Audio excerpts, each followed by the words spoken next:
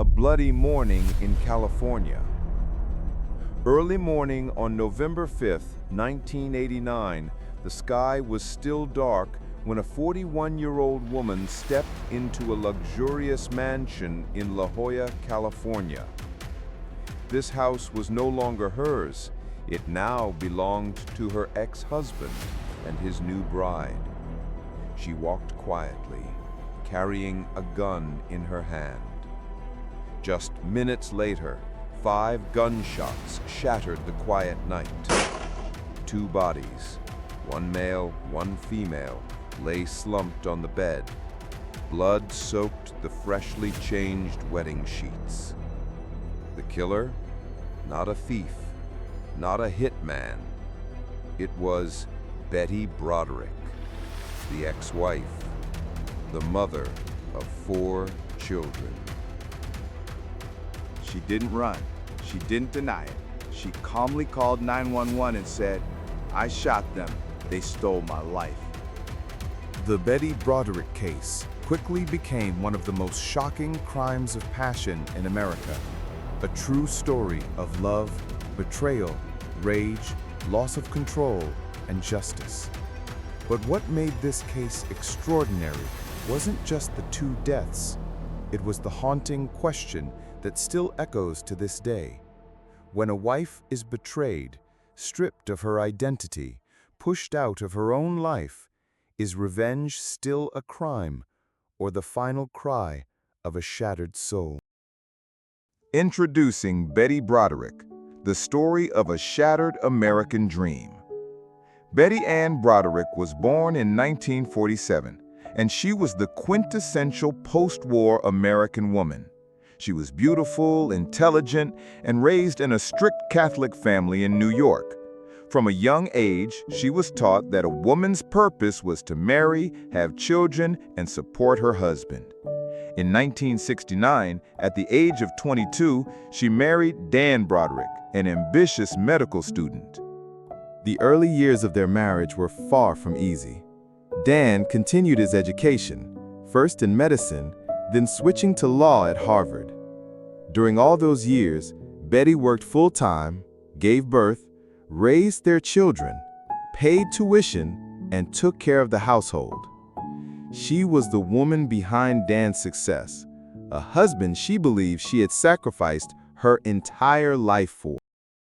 Eventually, their years of effort paid off.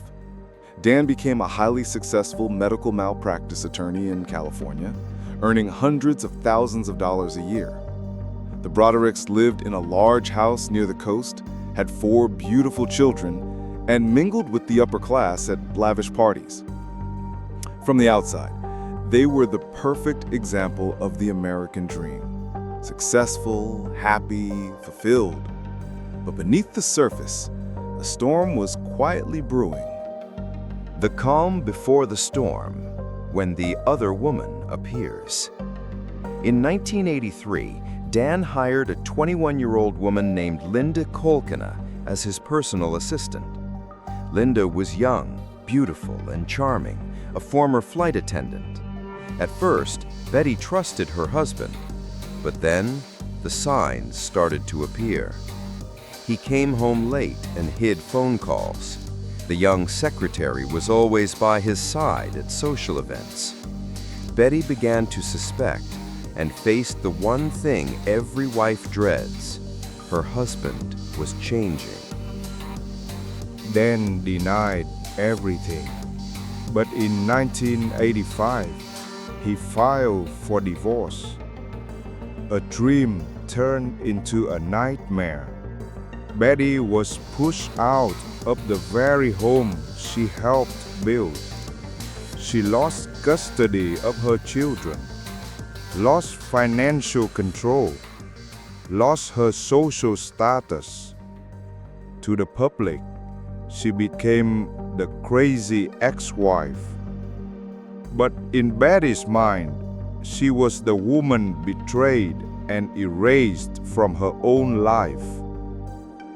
That was when Betty began to change, from a heartbroken wife into an emotional time bomb waiting to explode. Signs of a breakdown when a wife becomes the crazy one. After the divorce, Betty didn't just lose her house, her husband, and her children. She lost her entire identity. For over 20 years, her sense of self was built on being Dan's wife, mother of 4, the woman behind a successful man. And now, all of that was gone. She lived alone in a small apartment. Her 4 children, once her entire world, could now only visit on weekends. In Betty's eyes, everything had fallen apart because of Linda, the younger woman who had replaced her. Dan didn't just leave her. He used the law and his power to crush her. Betty believed Dan was playing legal games, dragging out the divorce, controlling the finances, withholding support, using lawyers to confuse and overwhelm her. She said, "I had no money for lawyers. I had nothing but rage." And then that rage began to erupt in terrifying ways. She left dozens of angry voicemails for Dan in the middle of the night. She threw a brick through the window of Dan's house, where he now lived with Linda. She burned clothes, vandalized property, and rammed her car into her ex-husband's front door. The court issued a restraining order, but Betty ignored it.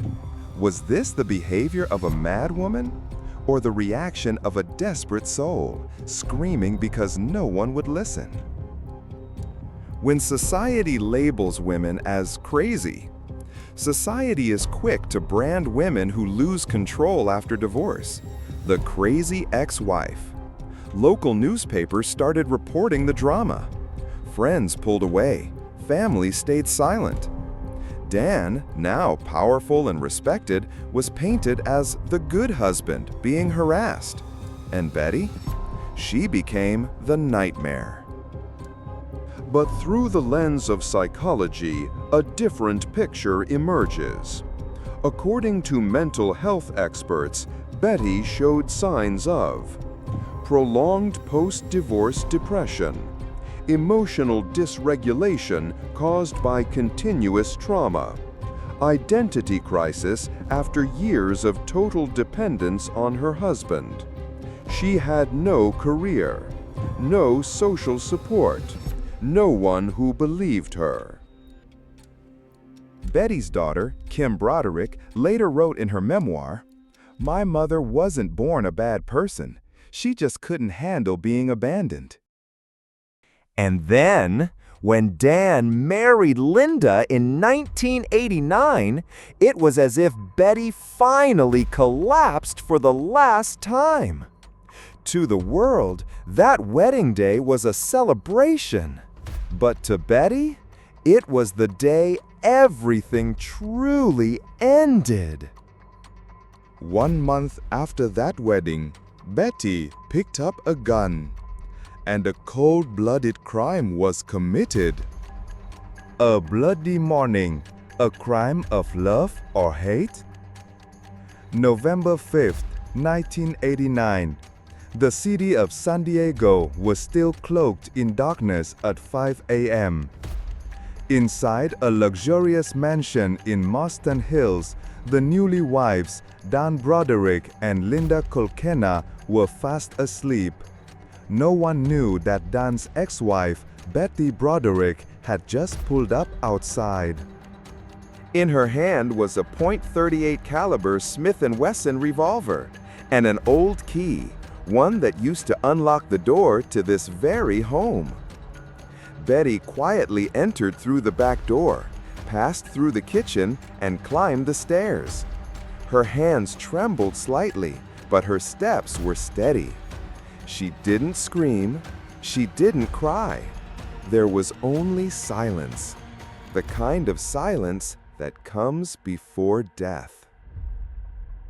Upstairs, the bedroom door was slightly ajar. Dan and Linda lay asleep on their freshly made wedding bed with white sheets. Betty stood there for a few seconds. She raised the gun and fired 5 shots in rapid succession. Bang! Gunshots echoed through the house. One bullet struck Linda in the chest. She died instantly. 2 bullets hit Dan, one in the abdomen, one in the back. He tried to crawl out to call for help. 1 bullet hit the wall. 1 lodged into the headboard. Dan managed to whisper his ex-wife's name, then collapsed, unconscious. Betty walked out of the room. No panic, no running. She drove home, picked up the phone, and dialed 911. Her voice was disturbingly calm. "This is Betty Broderick. I just shot my ex-husband and his new wife. They're dead." At the scene, police discovered a chilling sight. Blood smeared across the pristine white bed. Linda had died instantly, never even had time to react. Dan had collapsed near the bedroom door, the phone lying beside him. They also found the revolver in the hallway, with 2 bullets still unfired. Betty did not resist arrest. She simply said, "I didn't want to kill them. I just wanted them to listen to me, but they wouldn't." Controversial confession. What did she really want? At the police station, Betty gave a detailed and eerily consistent statement. She admitted everything. There were no signs of acute mental illness. She said, "I couldn't stand seeing them happy. They took everything from me. I had nothing left." Experts later concluded that Betty's actions were the result of long-term emotional trauma, betrayal, abandonment, and humiliation, a profound loss of control. After building her entire life around one person, only to have him turn away. The mindset of nothing left to lose, a highly dangerous state in forensic psychology. Compare with a real-life study. A 1987 study from Stanford University found individuals who have experienced severe emotional trauma in long-term relationships, especially due to betrayal, are 5 times more likely to exhibit extreme behavior than the general population. Betty became a textbook example of a crime of passion, a crime driven by emotions spiraling out of control. But the deeper question remains, can emotion, no matter how intense, ever justify taking a life? Can society forgive a mother just because she was hurt? And most importantly, whose side will justice choose? A trial that split America, crime and compassion. In October 1990, Betty Broderick officially stood trial, charged with first-degree murder, the highest level, carrying a possible life sentence or even the death penalty. The San Diego courtroom was packed. Outside, hundreds of protesters held signs. "Betty is the victim. Murder is never the answer. The legal system fails women." The media called it the most famous ex-wife trial of the decade. A trial of rage, not just one woman's, but a generation of women who had been cast aside. At the first trial, the prosecution painted Betty as a calculated, cold-blooded woman who murdered while the victim slept, bringing a weapon, showing clear premeditation. They emphasized, she brought the gun from home, she entered the house stealthily with an old key, she fired multiple shots, not in self-defense, then calmly left the scene, showing no signs of panic or remorse. The defense countered. Betty was not in a rational state. She had been pushed to the edge, mentally and emotionally, for years. They presented evidence. Dozens of letters and voicemails exchanged between Dan and Betty, revealing patterns of manipulation, verbal abuse, and humiliation. psychological evaluations indicating severe emotional instability, audio recordings of Betty sobbing, begging to see her children. Her lawyers argued that Betty lost control in a moment of overwhelming emotion, not that she had premeditated murder. After days of intense arguments, the jury could not reach a unanimous verdict. Half believed it was first-degree murder. The other half believed it was a loss of control, second-degree murder, a lesser charge. The trial ended as a hung jury, with no definitive conclusion. Second trial, killer or victim? In 1991, the second trial was held. This time, the prosecution came better prepared, focusing heavily on the premeditated nature of the crime. They emphasized Betty didn't just kill, she did it with full awareness, and she showed no remorse. Shocking words from Betty herself, quote verbatim. When asked, "Do you feel any guilt for killing your ex-husband and his wife?" Betty replied, "I wish I had done it sooner." Her answer left the entire courtroom in stunned silence. A statement like that, under U.S. law, can dismantle an entire emotional defense argument. Given the prior behavior, the crime scene evidence, and her chilling words after the murders, Betty was found guilty of second-degree murder and sentenced to 32 years to life in prison without the possibility of parole. As if narrating a documentary about American culture and societal values in the 1990s.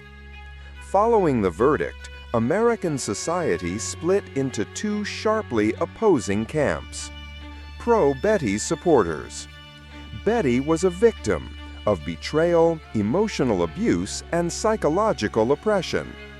Dan betrayed her, took her children, and weaponized the legal system against her. The sentence is too harsh for a mother who lost everything. Anti-Betty critics. Betty was a calculated killer with no remorse. Dan had every right to move on with his life. No one deserves to be murdered in their sleep. The law must punish premeditated murder to set an example. Quoting American feminist scholar Susan Faludi, New York Times, 1992, Betty Broderick is not just one woman. She is a symbol of thousands of women forgotten by a patriarchal legal system. And this is why the case continues to be revisited more than 30 years later. Not because of its brutality, but because it raises a difficult question, one that the law struggles to answer. When emotion crosses the line, does morality still have a place? Inside a broken mind, law, emotion, and the price paid. Betty Broderick, cold-blooded killer, or a desperate woman abandoned by the system? The truth isn't as black and white as those labels suggest. To understand Betty, you can't just look at the gun or the 5 bullets. You have to look at 20 years of marriage and 4 years of emotional collapse, where she slowly lost everything that once defined who she was. Behavior and mental state without judgment. Behavioral psychology analysis. Why did Betty kill? Many experts believe that Betty Broderick is a classic case of borderline personality disorder, or BPD, a mental health condition marked by an intense fear of abandonment, extreme emotional volatility, and destructive responses to perceived rejection or exclusion. Betty's mental state can be interpreted as, if I no longer exist in your life, if even my children don't need me, then I have no reason to exist. And if I have nothing left, then I no longer care about destroying everything.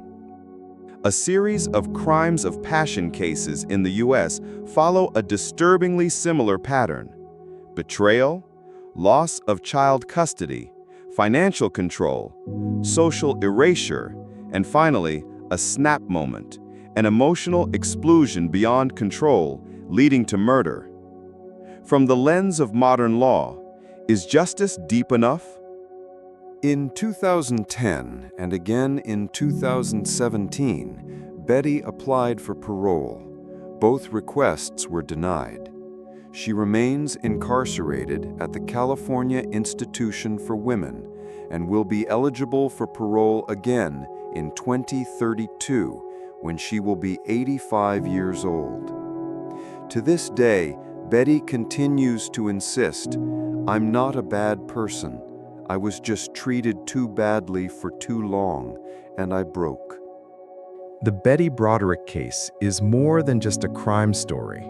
It is a mirror, reflecting what can happen when emotions are silenced.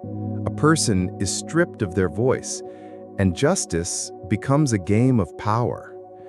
We do not excuse murder, but we can learn something from the lives of those who have broken. What do you think about Betty Broderick?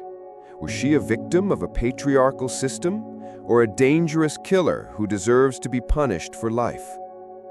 Have you ever known someone like Betty? Someone who was hurting but no one was listening? Leave a comment below, because this story isn't just about Betty. It might be about someone you've met, or even yourself, if just one thing in life had gone a little differently.